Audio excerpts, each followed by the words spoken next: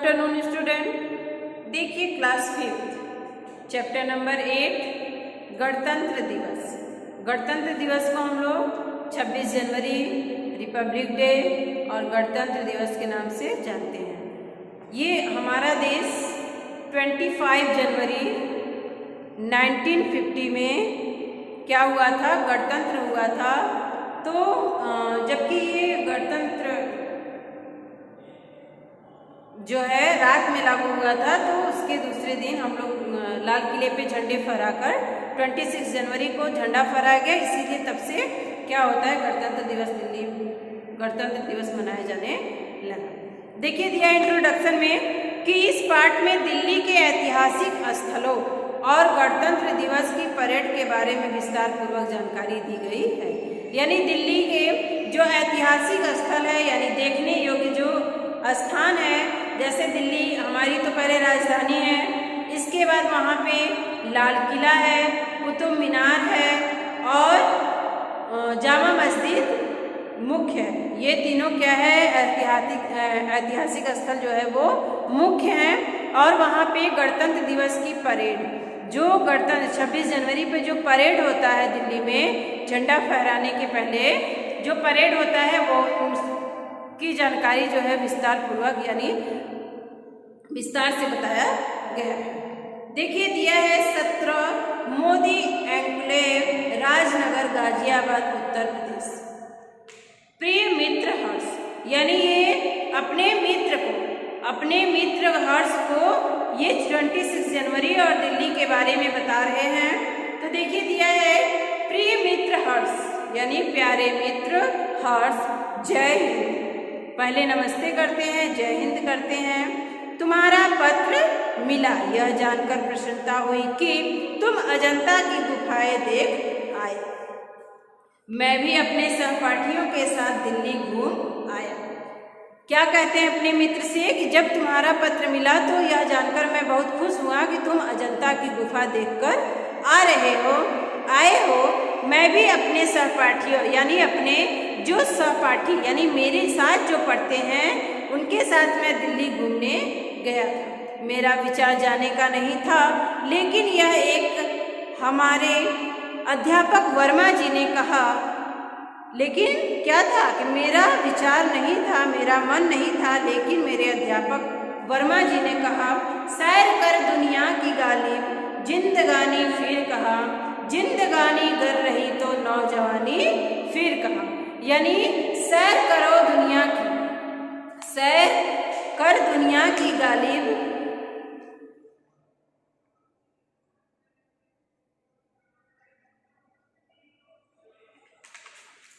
सैर कर दुनिया की गालिब, यानी आनंद से घूमना और सावधान, गालिब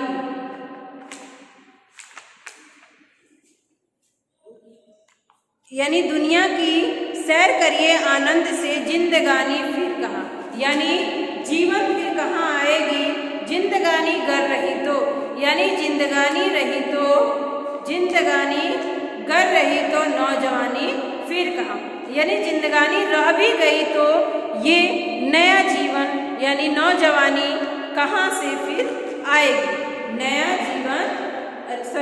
यौवन फिर कहाँ आएगी। इन पंक्तियों को सुनकर मुझे जोश आ गया और मैं बोरिया बिस्तर बांध कर जाने के लिए तैयार हो गया। जब मेरे अध्यापक ने कहा कि अगर घूमने का आनंद लेना है तो जिंदगी फिर नहीं आएगी, जिंदगी फिर नहीं आएगी, अगर जिंदगी रही तो ये जो नौजवानी है वो फिर नहीं आएगी। तो अगर मुझे ये पंक्तियाँ सुनकर मुझे क्या आ गया, जोश आ गया और मैं बोरिया बिस्तर अपना बांध कर तैयार होने को गया। दिल्ली जाते समय सहपाठियों के साथ हमें गाड़ी में सफ़र में बड़ा आनंद आया। यानी दोस्तों के साथ मैं जब गया, दिल्ली जाने लगा, तो जो गाड़ी से जब हम लोग जा रहे थे तो उसमें बहुत आनंद मिला। वर्मा जी भी साथ थे, यानी मेरे जो टीचर अध्यापक जो मेरे वर्मा जी थे वो भी मेरे साथ थे। उन्होंने हमें दिल्ली का इतिहास बताया।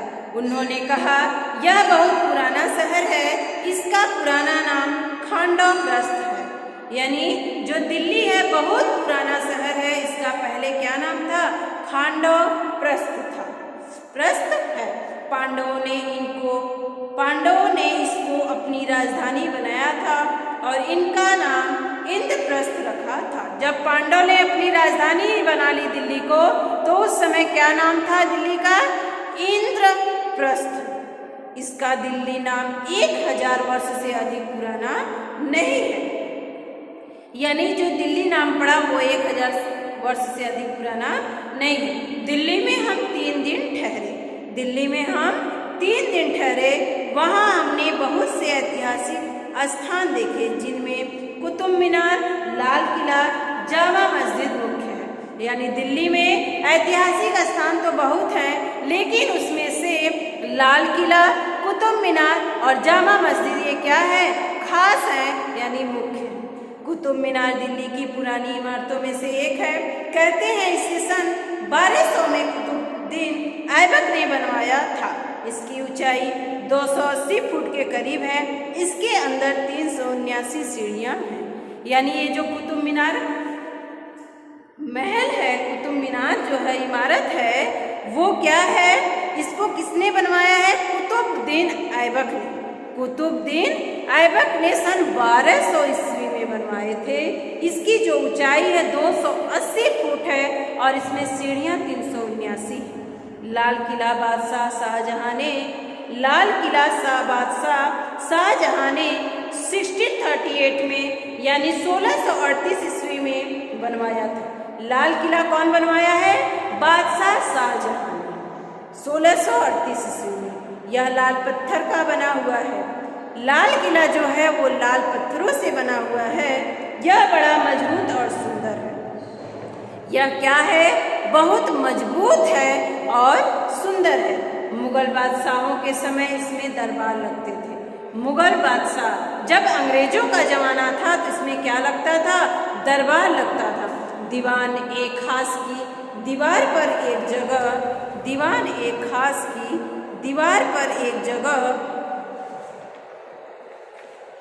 पारसी का शेर लिखा हुआ है, जिसका अर्थ है अगर विश्व में स्वर्ग बसता कहीं है, अरे वह यही है। फारसी शब्दों में वहाँ पे लिखा हुआ है, शेर लिखा हुआ है, जिसका अर्थ है अगर विश्व में स्वर्ग बसता कहीं है, अरे वह यही है। यानी विश्व में अगर स्वर्ग का कोई स्थान है तो वो दिल्ली में ही है। जामा मस्जिद हिंदुस्तान की सबसे बड़ी मस्जिद है। इसे भी कला प्रेमी बादशाह शाहजहां ने बनवाया था। जामा मस्जिद जो हिंदुस्तान की सबसे बड़ी मस्जिद है, उसको भी कौन बनवाया था? बादशाह शाहजहां। शाहजहां कला प्रेमी होने के साथ ही साथ धर्मपरायण भी था। वह हर शुक्रवार को बड़े जुलूस के साथ इस मस्जिद में नमाज पढ़ने जाता था। आज भी शुक्रवार के दिन सब लोग बड़ी संख्या में जमा होकर नमाज पढ़ते हैं, तो इस मस्जिद की रौनक देखने के काबिल होती है।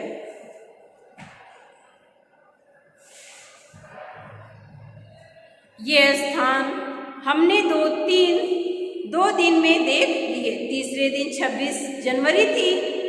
वर्मा जी ने बताया कि दिल्ली गणतंत्र दिवस का उत्सव देखने योग्य होता है।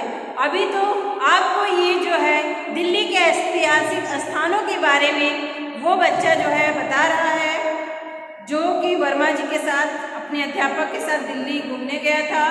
तो अभी वो वर्मा जी ने बच्चों को क्या बता रहे हैं? अभी दिल्ली के ऐतिहासिक स्थानों के बारे में बता रहे थे।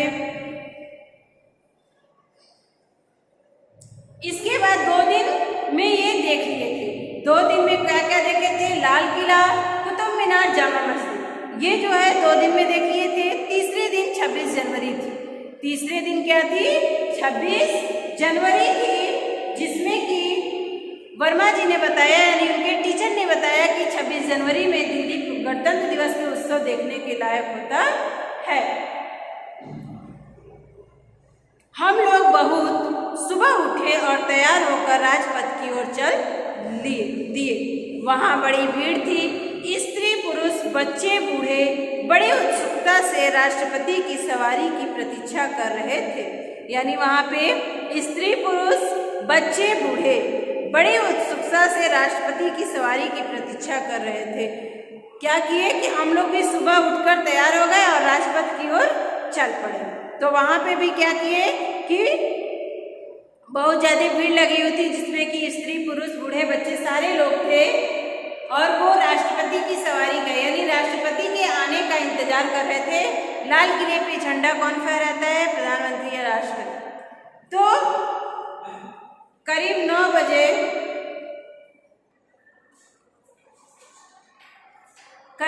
बजे राष्ट्रपति की गाड़ी राजपथ पर आती हुई दिखाई दी।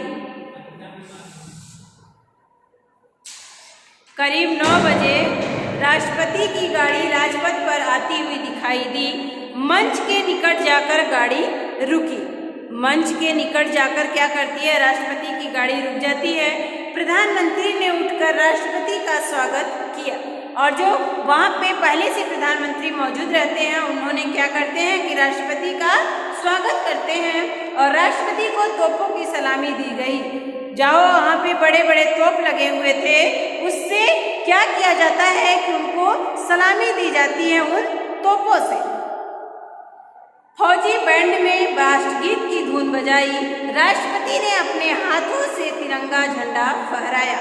तो क्या होता है कि फौजी बैंड, जो वहाँ पे फौजी बैंड रहते हैं वो राष्ट्रगान का धुन बजाते हैं, जनगण मन का धुन बजाते हैं और राष्ट्रपति वहाँ पे झंडा फहराते हैं। इसके बाद राष्ट्रपति के सामने से जुलूस निकलना शुरू हुआ। इसके बाद क्या होता है? जहाँ पे झंडा फहराया जाता है उसी के सामने से जुलूस निकलना शुरू हुआ। जुलूस के सबसे आगे सैनिकों का प्रदर्शन था, थल सेना, उसके बाद जल सेना और अंत में हवाई सेना का सिपाही रंग बिरंगी वर्दियों में मार्च करते चले जा रहे थे। सबसे पहले क्या होता है कि सैनिकों का प्रदर्शन होता है, उसके बाद थल सेना का, उसके बाद जल सेना का, उसके बाद हवाई सेना, यानी जो थल सेना यानी जो मार्च करते हुए जाते हैं, इसके बाद जल सेना जो कि पानी में अपना करतूत दिखाते हुए जाते हैं, अंत में हवाई सेना यानी जो उड़ते हुए तिरंगा को लहराते हुए जाते हैं। इसके बाद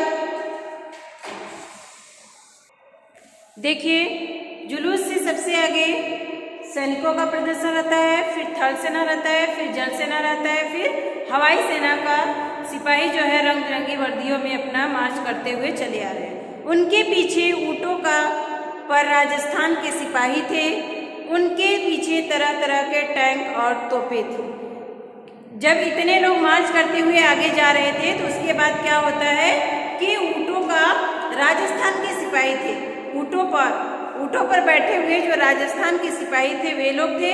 इसके बाद क्या थे? तरह तरह के टैंक और तोपें थी।